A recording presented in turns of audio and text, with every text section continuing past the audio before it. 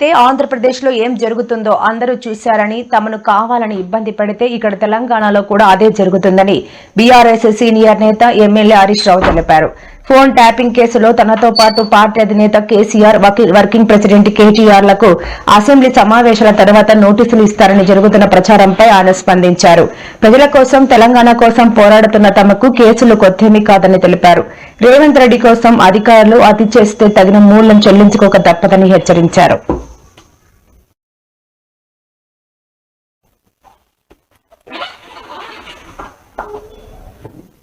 ఓ cinema pre release function లో నటుడు శివాజీ మహిళల వస్త్రధారణపై వివాదాస్పద వ్యాఖ్యలు చేసిన సంగతి తెలిసిందే. శివాజీ చేసిన వ్యాఖ్యలు ప్రస్తుతం ఇండస్ట్రీలో దుమారం రేపుతున్నాయి. పలువురు నటులు, నటీమణులు శివాజీ వ్యాఖ్యలపై సీరియస్ అయ్యారు. ఈ నటుడు చేసిన వ్యాఖ్యలపై లీగల్ సలహా తీసుకుని చర్యలు తీసుకుంటామని హెచ్చరించారు. చీర కట్టుకోవడంలో అందం ఉంటుంది, సామాన్లు కనబడేలా బట్టలు వేసుకోవడం అందం కాదు, అలాంటి వాళ్ళని చూస్తే దరిద్రపు ముండా అని తిట్టాలనిపిస్తుంది అంటూ శివాజీ తీవ్ర వ్యాఖ్యలు చేశారు. అనేవి చాలా పర్సనల్, అంటే ఇట్స్ ఫ్యాషన్, ఎవరికి ఏది నప్పితే అది వేసుకోవాలి. ఆయన దృష్టిలో ఆయన సెక్యూరిటీ ఇన్సెక్యూరిటీ ఉన్నట్టుంది, ఆయన ఎలా కనిపిస్తారు, ఇంకా ఎలాంటి రెస్ట్రిక్షన్స్ అంతా ఉన్నట్టున్నాయి. ఎవరి ఇష్టం వాళ్ళది.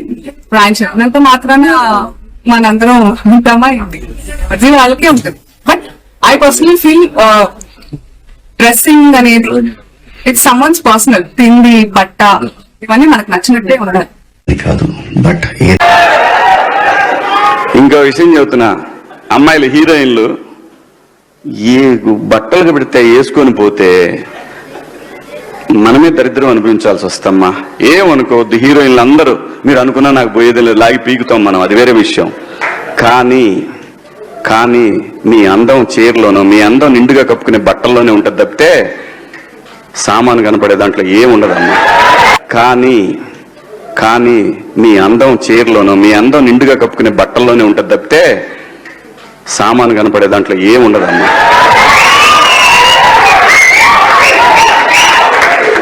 అవి వేసుకున్నంత మాత్రాన చాలా మంది చూసినప్పుడు నవ్వుతూ అంటారు కానీ దేత్రముండ ఎలాంటి బట్టలు ఎందుకు వేసుకుని కాస్త మంచి వేసుకోవచ్చుగా, బాగుంటావు కదా అనాలనిపిస్తుంది. లోపల అనలేము. అంటే మళ్ళీ స్త్రీ స్వాతంత్రం లేదా, స్వేచ్ఛ లేదు. స్త్రీ అంటే ప్రకృతి, ఎంత అందంగా ఉంటే అంత గౌరవం పెరిగిద్ది. ఈ ప్రకృతి అద్భుతంగా ఉంటది. అలాగే స్త్రీ, మా అమ్మ చక్కగా ఎప్పటికీ గుండెల్లో కనపడతా ఉంటది. ఒక సావిత్రమ్మ గాని, ఒక సౌందర్య గాని. అలాగే ఈ జనరేషన్ లో ఇంకా చాలా మంది, రష్మిక, చాలా మంది అమ్మాయిలు ఉన్నారు. వీళ్ళందరూ ఇంపాక్ట్ క్రియేట్ చేశారు కాబట్టి అమ్మటే చెప్పగలుగుతున్నాం. గ్లామర్ అనేది ఒక దశ వరకే ఉండాలా, ఇంతవరకు ఉంటే పర్లా, అది ఇక్కడికి రాకూడదు. నేనేవాళ్ళ కానీ చెప్పడానికి మళ్ళీ అందరు రేపు పొద్దున పెద్ద పెద్ద వాళ్ళంతా బయలుదేరతారు, మాకు స్త్రీ స్వేచ్ఛ లేదు. స్వేచ్ఛ అనేది అదృష్టం. ఆ స్వేచ్ఛని కోల్పోవద్దు. మన గౌరవం ఎప్పుడు పెరుగుద్దంటే మన దేశ భాషల నుంచే మన గౌరవం పెరిగిద్ది. అందులో ప్రపంచ వేదికల మీదైనా సరే చీర కట్టుకున్న వాళ్ళకే విశ్వసుందర కిరీటాలు వచ్చినాయి. Thank you so much. Dresses అనేవి చాలా పర్సనల్, అంటే ఇట్స్ ఫ్యాషన్, ఎవరికి ఏది నప్పితే అది వేసుకోవాలి. ఆయన దృష్టిలో ఆయన సెక్యూరిటీ ఇన్సెక్యూరిటీ ఉన్నట్టుంది, ఆయన ఎలా కనిపిస్తారు, ఇంకా ఎలాంటి రెస్ట్రిక్షన్స్ అంతా ఉన్నట్టున్నాయి. ఎవరి ఇష్టం వాళ్ళది.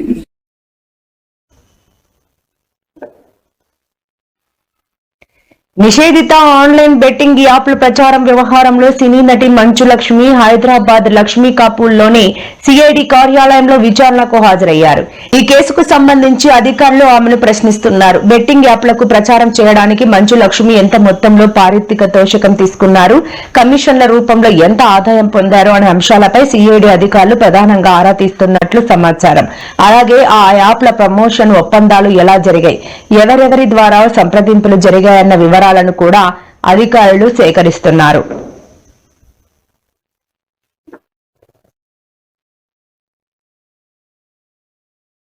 రెండేళ్లుగా అసెంబ్లీకి హాజరు కాని కేసీఆర్ మీడియా సమావేశంలో మాత్రం ఇష్టానుసారంగా మాట్లాడుతున్నారని తెలంగాణ ఉప ముఖ్యమంత్రి మల్లు భట్టి విక్రమార్క ఆగ్రహం వ్యక్తం చేశారు.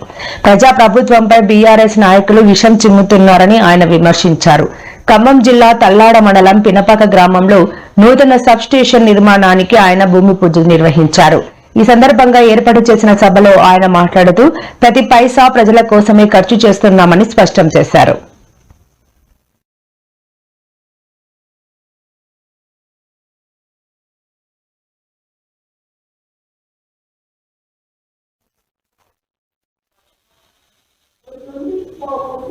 ఎయిమ్స్ లో రోగులకు పూర్తి స్థాయి వైద్య సేవలు అందించాలని జాగృతి అధ్యక్షురాలు కల్వకుంట్ల కవిత ఎయిమ్స్ సూపరింటెండెంట్ ను డిమాండ్ చేశారు.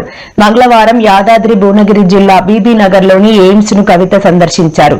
ఎయిమ్స్ లో పూర్తి స్థాయి వైద్య సౌకర్యాలు అందుబాటులోకి తేవాలని డిమాండ్ చేశారు.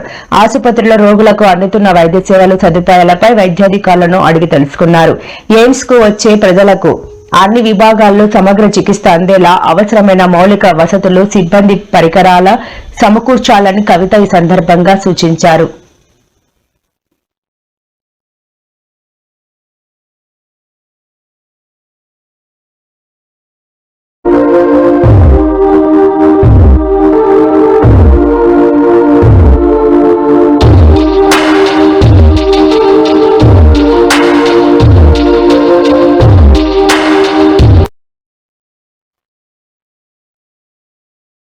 గత 5 ఏళ్ల వైసీపీ పాలనలో బ్రాండ్ ఏపీ దెబ్బతినిందని కూటమి నేతలు అసత్య ప్రచారాలు చేస్తున్నారని వైసీపీ అధినేత మాజీ సీఎం వైఎస్ జగన్ విమర్శించారు. ఎక్స్ వేదికగా గణాంకాలతో సహా ప్రచారాలను ఆయన తిప్పికొట్టే ప్రయత్నం చేశారు. తమ పాలనలో రాష్ట్ర పారిశ్రామిక అభివృద్దిపై ప్రస్తుత టీడీపీ కూటమి ప్రభుత్వం చేస్తున్న ఆరోపణల్లో వాస్తవం లేదన్నారు. బ్రాండ్ ఏపీ దెబ్బతినిందనే మాటలు కేవలం ఆరోపణలేనని పేర్కొన్నారు. పెట్టుబడిదారులు రాష్ట్రాన్ని విడిచి వెళ్లడానికి వైసీపీ పాలన కారణమని, పారిశ్రామిక అభివృద్ధి తమ పార్టీ కారణంగానే కుంటుపడిందని కూటమి నేతలు అసత్య ప్రచారం చేస్తున్నారని తెలిపారు. వాస్తవానికి తమ పాలన కారణంగా ఏపీ ఆర్థికంగా ఎంతో బలోపేతమైందని ఆయన స్పష్టం చేశారు. ఇన్ని ప్రయత్నాలు చేసిన తర్వాత కూడా ఎక్కడన్నా కూడా చంద్రబాబు నాయుడు వినకుండా దీనికి ముందుకు తీసుకొని పోతే మాత్రం, ఆ తర్వాత కాలేజీలు తీసుకున్నోడిని మాత్రం మనం అధికారంలోకి వచ్చిన వెంటనే 2 నెలలు జరగక మునిపే అందరు జైళ్ళల్లో ఉంటారు.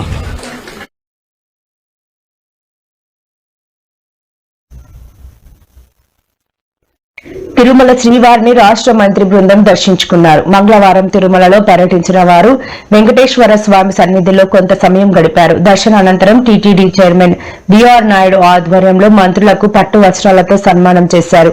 శ్రీవారి తీర్థ ప్రసాదాలను అందజేశారు. ఈ కార్యక్రమంలో రాష్ట్ర దేవాదాయ శాఖ మంత్రి ఆనం రామనారాయణ రెడ్డి, రెవెన్యూ శాఖ మంత్రి అనగాని సత్యప్రసాద్, హోంశాఖ మంత్రి వంగలపూడి అనిత తెలిపారు.